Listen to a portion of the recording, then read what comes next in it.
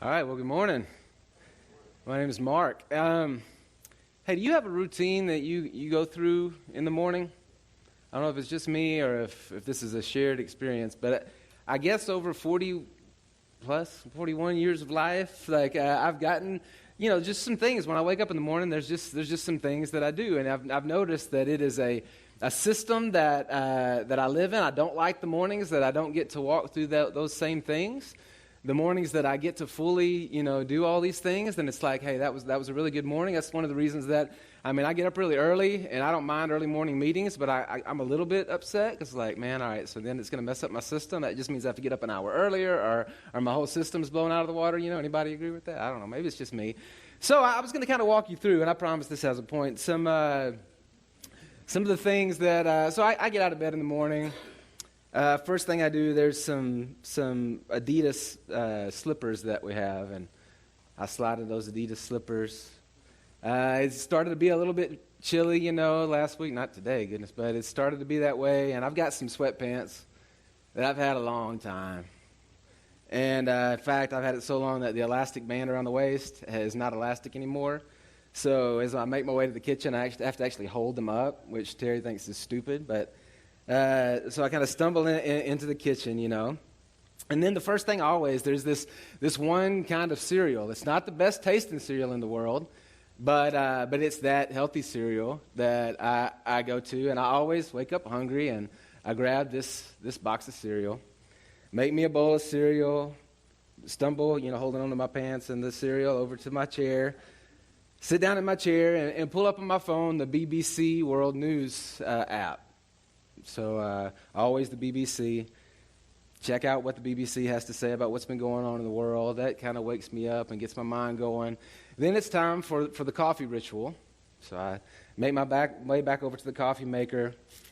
First, always, open up that bag of coffee and just smell it a little bit, Pour it into this little bitty coffee grinder that we have. And then I make my way upstairs to the boys' room to plug it in and to grind the coffee. Then I come back downstairs. I make my coffee, have a seat in the chair, pull open my Bible, have some time that I read my Bible and I pray a little bit about the day.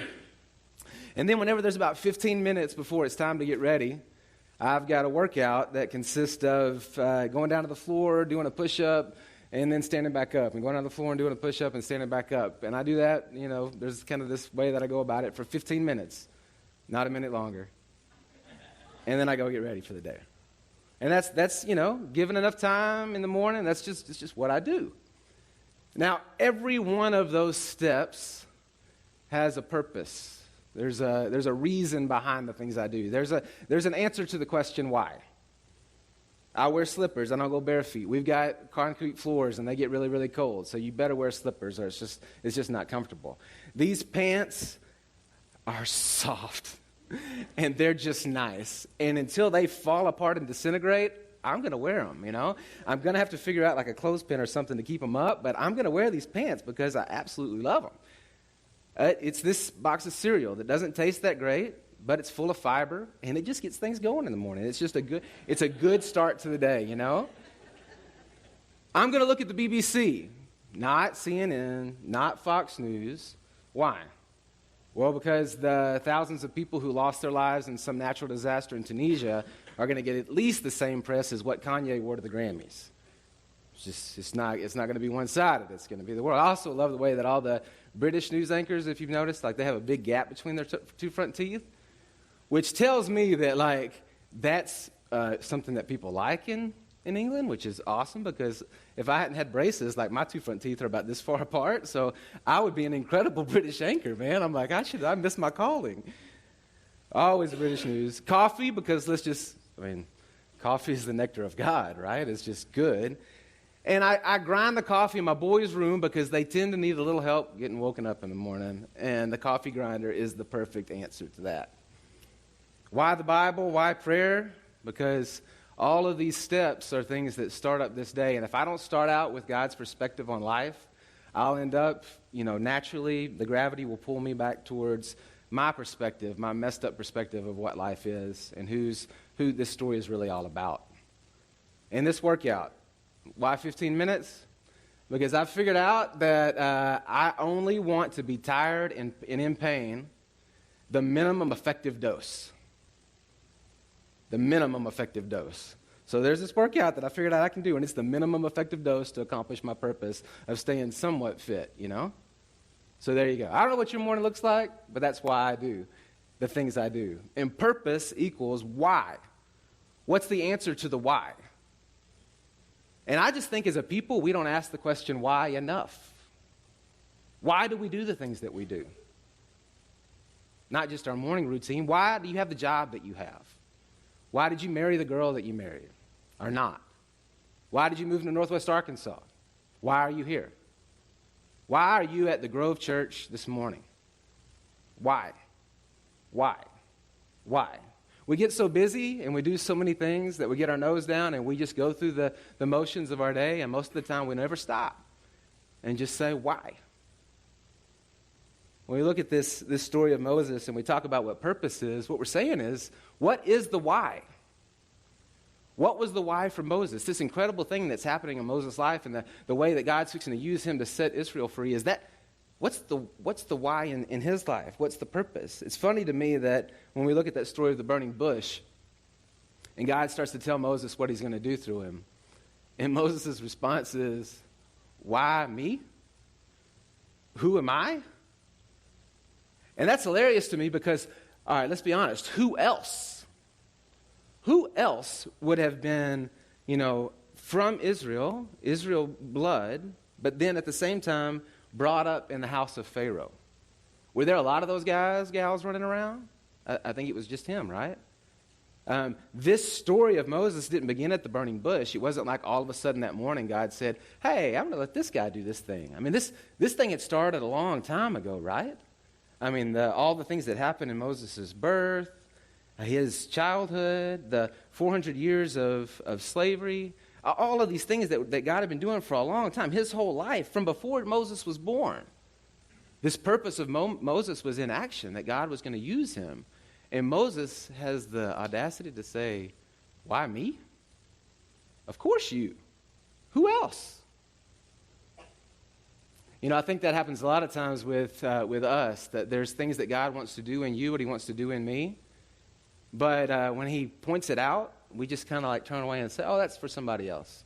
That's not for me. Even though obviously your experiences, the way that God made you, the passions he's put in your heart, they fit that thing. But, that just looks a little bit too big. As you look at the story of Moses and you just walk all the way through the Exodus, all of these different stories, it's easy to look at these guys and go, man, that guy is crazy. And then it always comes back, man, that's exactly like me. Can't believe Moses says, why me? But, I think part of it, if I put myself in Moses' shoes, he had probably found a really comfortable place and made a life for himself in Midian. All that craziness of who he was and the murder and all the things in his past, and then he gets to this new place. Have you ever wanted to break from everything that you know as it is right now and move? We were some friends the other night talking about this, and move to some place where nobody knows you and nobody knows your past and you don't have any responsibilities and life is really easy, and the only thing that you've got to worry about is if you're going to get sunburned today. Have you ever wanted to go to that place of Midian and just kind of take it easy, man? Life is slow in Midian. I'm not Moses in Midian. I'm just a guy, So leaving that and taking on this thing that God has put in his heart, that's a hard move that Moses doesn't want to make. But let's be honest, it's not a new passion to him either. I mean, evidently he saw it, felt it, knew that something needed to be done, and took action to kill the Egyptian soldier, right? So this is something that he's already had a passion for. God has a passion for it. Moses has been given that passion for it. Moses tried to act on that passion by his own power, and you see what it got him. But this is not a new passion. This is a passion he's had for a long time. Imagine growing up when he realizes that he's growing up in Pharaoh's house, and these are his people, and to see the way that they were being treated, and to know that he was one, but not with them. To know that he had some power to do something about it, but not sure how to do it. Imagine the frustration. Imagine the 40 years in Midian. I mean, do you think that he could just easily sleep at night? Or do you think he was reminded of what he left back in Egypt? You think as he's out spending those days watching the sheep and he's got time, do you think every once in a while maybe it came back to his mind what his family was enduring back in Egypt and how he had just left it all? I think that's what would happen to me and you. It sounds really fun that we would find some beach and just sit with a glass with some, fancy umbrella in it all day. That sounds great, but we would start to remember. We'd start to remember the needs and the things that we've been made to do something about that we just left behind, that we didn't act on. So Moses, he decides to obey. And he takes his wife and his 2 sons, and they start to travel to Egypt. Now think about this for a minute. What must have been going through their minds as they're leaving Midian and waving by, especially wife and these 2 boys, waving bye to their family as they make their way to Egypt? Moses walking back into this situation, this volatile situation, where he represents all these things to this 2 different groups of people. His wife, who only knows the tales of that. His children, who are like, "What, Daddy, what in the world are we doing?" They get along the way, they get to a hotel, and then there's these crazy few verses in chapter 4, which we don't have a lot of detail about, but I think there's something significant to. It says that God comes to the hotel, and he's going to take Moses out. What? I don't know if you've been reading through the story. It's pretty crazy. Like all of a sudden, God is gonna kill Moses. All of these things have happened. The burning bush happened. Now they're halfway, and he's going to come to him, and it says he's going to take him out. And then somehow in this exchange, his wife circumcises their son, takes the foreskin and puts it on Moses' foot, and says, and you kind of read into it, kind of this attitude of, "You're the bridegroom of blood to me." And it says that God relents. What in the world? We don't have a whole lot of details, but this is what you can kind of pick up from everything. Evidently, this thing that God had told to Abraham, that every male that's born 8 days old needs to be circumcised, and that's a rule. And if you don't follow this rule, you'll be cut off. Evidently, Moses hasn't followed that command that God had given to them. And so here he is going to do this incredible thing for God. And he hasn't obeyed in something really simple. There is sin in his life. And before he can move forward, he needs to obey God in this thing that God commanded. You see the significance for us? God leads us to go do things. He has a purpose for your life, but there's a lot of times for us, there's this thing that's kind of holding us back. And it's that sin that God has put his finger on. I guarantee you this wasn't the first time that God had pointed this out to Moses. Moses knew he was in disobedience. And for us, there are these things that God, for me, there's been these things that God will keep on putting his finger on and keep on putting his finger on. Mark, this needs to change. Mark, this needs to change. Mark, you need to stop doing this. Mark, you need to start doing this. This. When those morning times when I open up the Bible, it seems like it's the only thing that keeps on coming back to me. Do something about this, Mark. Do something about this. I am basically unusable until I remove this thing that God keeps putting on his finger on from my life. Before Moses can go and do the thing that God's called him to, this thing has to be done. What is that thing for you? Then Moses, he unites with his 3-year older brother Aaron, and they go in to Pharaoh. And I'll be honest with you, the first time they go into Pharaoh, it doesn't go very well. In fact, most of these times, 10 plagues are coming, and every time Moses doesn't respond that well. But the first time, it's really ugly. They go in and tell him, hey, God has said to let his people go. And Moses says, no. And on top of that, I'm going to make their work harder. I'm going to expect the same thing from them, but I'm going to give them less help. So it's going to be really, really, really hard for them. And Pharaoh's response is, who is the Lord you're talking about? I don't know his name. Why should I obey him? Then he makes it harder on the people of Israel. And so the people of Israel come to Moses and say, the Lord should judge you for what you've done to us. Moses says to God, why have you done this evil? Why have you, God, done this evil to the people? Why did you send me? You have not delivered the people at all. Everything you said you were going to do, you didn't do any of it. I went in, I obeyed, I went to Pharaoh, and this is what happened. It got harder for them, and nothing changed. Right now, God's looking like he pretty much just hung Moses out to dry. All right, so something real crucial here, kind of a spoiler alert. This story is not about Moses just being happy. This story is not about Israel being happy-go-lucky and getting set free, although that's part of it. It's not the main part of the story. If it were right now, we would all go, man, this is a horrible story and this God doesn't know what he's doing. But there's more happening. So Moses and Aaron, they go back in, and at the burning bush, God told him, man, if you throw your stick down, it'll turn into a snake, and you can pick it back up, and it's a really cool, magic trick you can do. So they go in and they go to Moses and they throw the stick down, the staff, and it turns into a snake. And then Moses' magicians, they come in and they throw theirs down and they turn into snakes. Now, I love this because it's just kind of a side statement that it makes in the passage, but Moses' stick, his snake, eats the other two snakes. Which I'm just thinking, if I'm an Egyptian and I'm there watching this and I see his snake eat the other two snakes, I'm like, man, that's a bad snake. I think this guy might have something, but, we don't see any of that. We just know that it happened. His magicians do the same thing. Then they go back in and they say, hey, Moses, you need to do this thing. And he says, no, not going to do it. So God turns the water of the Nile into blood, which kills all the fish in the Nile.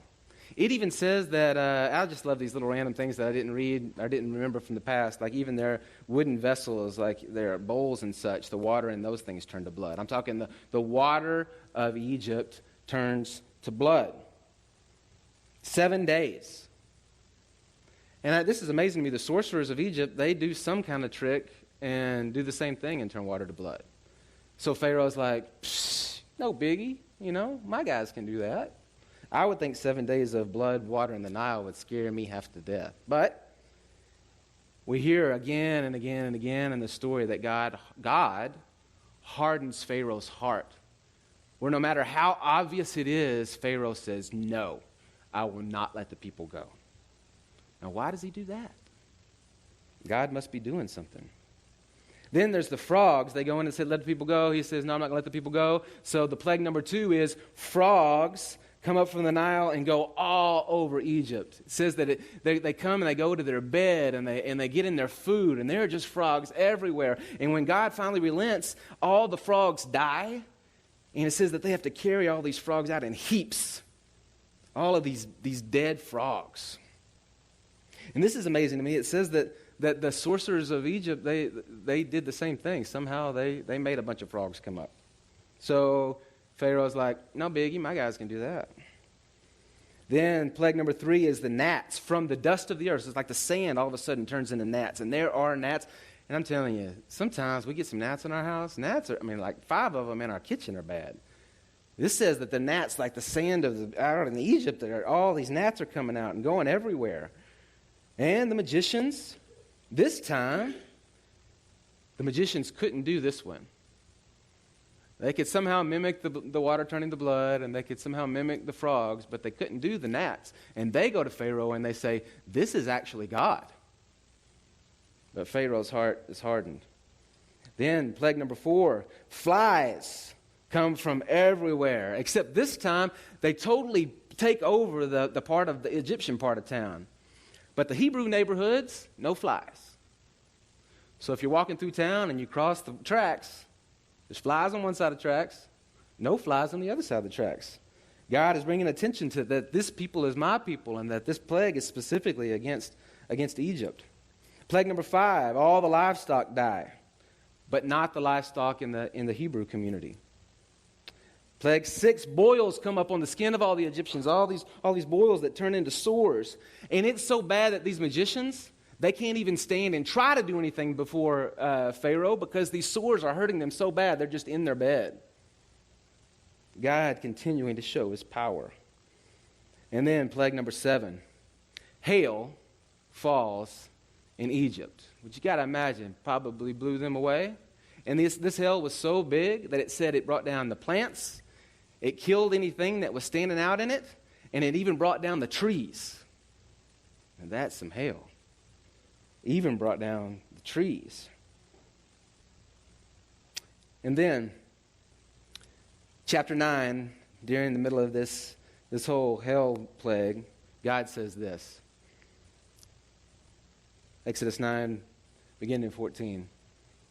For this time, he's telling Moses to tell the Pharaoh, for this time I will send all of my plagues on you yourself, and on your servants, and on your people, so that you may know that there is none like me in all the earth. You remember Moses' question, Pharaoh's question in the beginning, who is this God? Well, God's doing something with these plagues. So that you may know that there is none like me in all the earth. For by now I could have put my hand and struck you and your people with pestilence. He's already done a pretty good job with these plagues, right? But he's saying if I wanted to wipe you off the face of the earth, I would have done it. Could have done it. But I didn't because I'm doing something here. And you would have been cut off from the earth. But for this purpose, for this reason, answering the question why, I have raised you up to show you my power so that my name may be proclaimed in all the earth. What's God doing? He's using Pharaoh, he's using Egypt, he's using this whole situation to make sure that his name is exalted and proclaimed in all the earth. The superpower on the planet, God is bringing them down, but not just bringing them down, in any normal fashion. He is systematic and strategic in the way that he does this hiney kicking. You know what I'm saying? This wasn't a showdown between the gods of Egypt and the one true God, Yahweh. No, this was an obliteration. And it was specific. Why did he do this to the Nile? Well, in Egypt, there are these myriad of different gods that are worshipped. And it usually ties back to the different things that they saw that would bring them life. And the Nile River was a source of life to them. So they worshiped the Nile. In fact, they had a god named, I don't know if you say it Hapi or Happy, but that was the god of the Nile. And they worshiped the Nile. The Nile was this god to them that gave them life. And when all of a sudden the Nile's power is taken away, it brings attention to the God who's able to bring down the god of the Nile. This frog plague, there was a deity named Heket, who was the frog-faced deity. If you see the pictures of Heket, it's a human body with a frog head. And frogs were sacred. You weren't supposed to kill a frog in Egypt. Well, guess what God did? He pretty much undid Heket, right? And killed a whole bunch of frogs. And as they looked at it, it wasn't just, oh, this is stinky and there's a bunch of dead frogs. Ooh. It was, these are sacred frogs, and now this Heket has been brought down, has been brought low. God was systematic and strategic. There was another guy with the gnats, this guy called Seth. With the flies, there was one called Uchet. With the livestock, there was one called Apis. With the boils, there was one called Sanu. And with this hail, there was one called Osiris that had to do with all of the vegetation. And the names could go on and on and on, but these were the big ones that God specifically was undoing as he used Moses and did this in Egypt. Then after the hail, God sends locusts, and they ate anything that was left over, any green thing that was left after the hail, the locusts took care of it. No green thing remained. And then I love this one. Plague number 9 is total, utter darkness. Darkness for 3 days. And if you know anything about ancient Egypt, the sun god, Re, was the one that was worshipped. If you ever watch one of the, any movies about the mummies, they're always talking about Re. In fact, Pharaoh was supposed to be the human embodiment of Re. So imagine when God comes and puts total, complete darkness. It said that they wouldn't even move around because, like, even in a room, if you sit in a room long enough, your eyes will start to adjust and you'll start to be able to make out what's in the room. This darkness was so thick that you couldn't do that, so they just sat still. But Israel had light. On the Hebrew side of the tracks, they could see. And then the 10th plague. God says, I'm going to come across the city, I'm going to come across the land, and I'm going to take the firstborn child at night. And this plague is going to be across everyone, both sides of the tracks.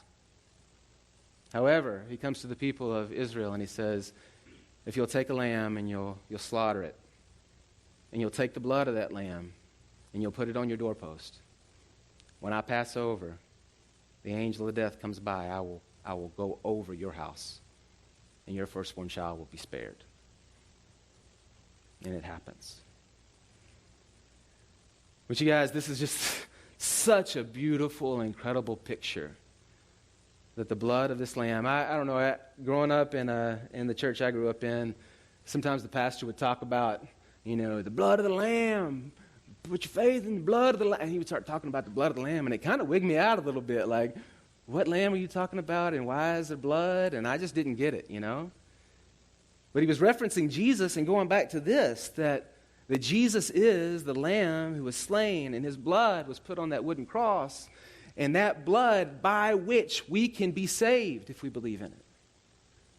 This picture in this story, it all has purpose. It all has meaning. God is doing something, even in your salvation from your sin and the punishment that you rightly deserve. He draws this picture of there was going to be one that's spared, and his blood can make you clean and save you and set you free as well. And it happens, and after this is over, as you know, Pharaoh says, get out of here. Go, and go quickly. Something else that I think is really one of these little side things. Before the 10th plague, God tells the people of Israel to go to their Egyptian neighbors and ask for the gold and silver. And so they do. They go to their Egyptian neighbors and ask for their gold and silver. And guess what? They give it to them.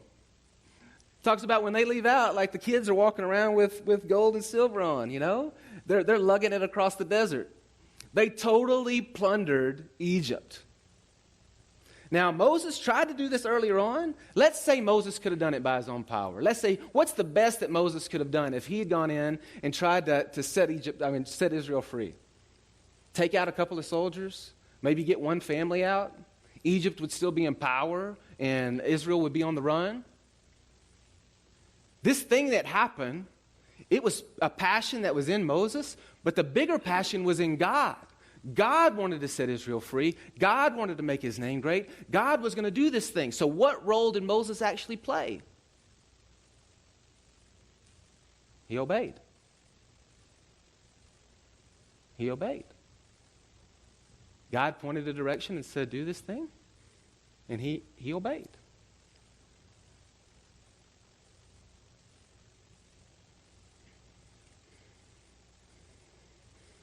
I had a picture I wanted to show you this morning that, sometimes I get made fun of, and I will, because if you know me very well, or if you're here very often, or if we talk very long, I'm going to say something about India. And that's because it's always right here on my heart, and it's always right on my tongue. And this is just an example. This is this guy that I'm with here and that family that's in the background. They're people that I love a lot. This guy that's in the picture there, his name's Ajay, and he died earlier this year. And he leaves behind a daughter who's got her first year in college and a son who's about the age of Caleb in junior high.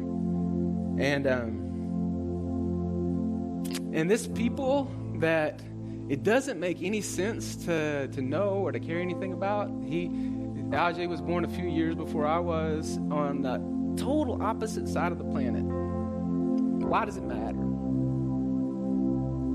Why do I even care?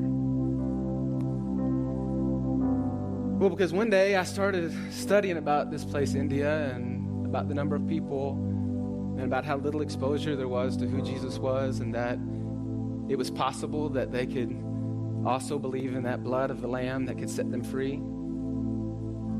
And it seemed like nobody was really wanting to go tell them anything about it. And it kept me awake at night. And during the day, it became this thing that I wanted to learn more about it. I wanted to study more about it, and I wanted to know what it looked like. And it made me want to pull resources and try to figure out a way to get there, and to ask the question, what do you do to try to do anything about that? And why has it been so hard? And what can be done? And it became a passion that only intensifies over time. And that makes me really, really weird. And I know it. One day, several years ago, I was in Hot Springs. I was at this thing. I was talking about it. And when I finished this, we had lunch, and this college student at the table, he looked across at me and he said, "Mark, I know a place just like you described." And that day in particular, I've been talking a lot about the hunger and the oppression and just a lot of the hard stuff. And he said, "I know a place just like you described." And I said, "Well, tell me about it. What are you talking about?" He said, "It's 30 minutes from here." I said, 30 minutes from here? He said, "Yeah. If you go up in the hills," he said, "I go there a couple times a week. And there are people that live up there in the hills that they have no running water, they have nothing, and life is really, really hard for them. And they have very, very little exposure to Jesus. And so I make these trips up in the mountains and outside of Hot Springs somewhere." And he looked at me with the same passion in his eyes for that group of people as I had for my group of people. And I walked out that day realizing that he and I shared something. Because our passions, where I'm only big enough for maybe one, but God loves that people that's outside of Hot Springs, and he loves these people on the other side of the planet. And whatever that passion is in way that he's made you, he loves that thing and that need too. He loves those people. He wants to see that justice done. He wants to by his power. But we have to obey. And for most of us, we go, who am I to be a part of that? Even though if you look at your story, these things have happened and you've got these experiences and you know your personality is this way. We know more about ourselves through all these things. You know who you are and you know how God has made you and you know that thing that God keeps going. This is something I want you to do something about because he cares about it. How long are we going to just go, no?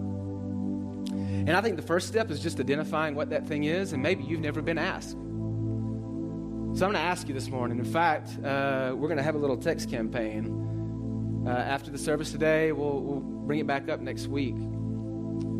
Text Grove Purpose to 313131, and what's going to come back to you is the question. What is that thing? What is that need in the world that God has put on your heart that keeps you up at night? That when it shows up on the news, you seem to care more about it than other people care about it. What is your Egypt? What is your India? What is your village outside of Hot Springs? What is yours? And I would bet that across this room, God's heart for all these different things, it shows up in his body. As we've all been given these different giftings and passions. What would it look like if we just obeyed? What would God do? With the obedience of Moses, he brought down a superpower. Not just a little bit. He plundered a superpower. What might he do if you obeyed? Let me pray for us. Father, I believe that that's true, that you have filled this room with people who aren't just meant to take up space on the planet and just breathe. Aren't meant to just build their own kingdom. Aren't meant to just try to figure out how to get a good suntan, but that you have us here for a purpose and a mission. And there are things that are on your heart, things that you want to write, proclamation of Jesus that you want to be, attention that you want to be brought to your name, Father. There are things that you are doing on the planet, and you give us the privilege and the opportunity and have made us since before we were born, created us for that purpose. God, I ask that you would reveal it to us, that you would inspire us and fill us with passion, your passion for it. And Father, then you would empower us to say yes for your glory.